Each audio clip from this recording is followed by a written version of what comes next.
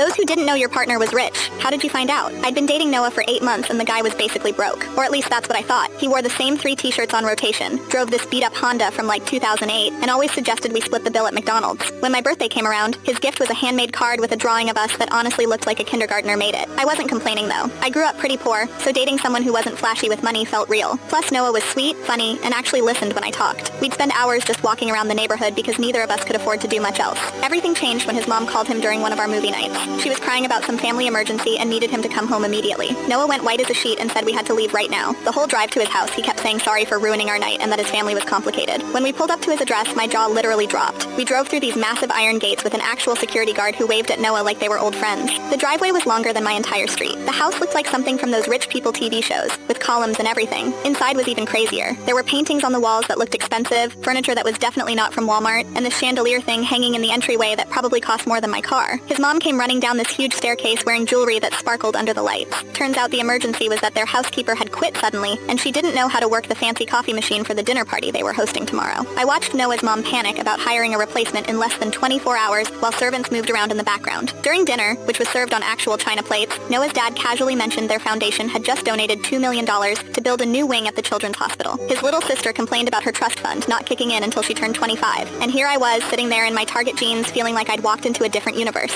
After we left, I was quiet the whole drive back. Finally, I asked Noah why he never told me his family had money. He pulled over and looked genuinely scared, like I was about to dump him right there. He explained that his ex-girlfriend only dated him for his family's wealth and tried to use him to get expensive gifts and trips. He said when we first met, I didn't care that his car was old or that he worked a regular part-time job at the campus bookstore. I liked him for him, not for what he could buy me. So he decided to keep living like a normal college student to see if we were real. The weirdest part was finding out all the little things that didn't add up before, like how he never seemed stressed about rent or groceries, or how he somehow always had exact change for everything, or how his beat-up car had this really nice sound system that probably cost more than the car itself. He told me his dad owned some tech company I'd never heard of, but apparently everyone else had. His family was worth hundreds of millions. Noah could have been driving a Ferrari and living in a penthouse, but instead he chose to eat ramen noodles and shop at thrift stores because he wanted a normal relationship. The next week, he offered to take me on a real vacation to Hawaii. When I said I couldn't afford it, he laughed and said money wasn't an issue anymore. We flew first class, stayed at this resort that cost like $1,000 a night, and he bought me clothes that actually fit properly for the first time in years. But the craziest part was when we got back. Noah sat me down and said he'd been thinking about our future together. He wanted to pay off my student loans as an early graduation present. Just like that, $40,000 of debt gone. I cried for like an hour straight. Now we've been together 2 years and I'm still getting used to it.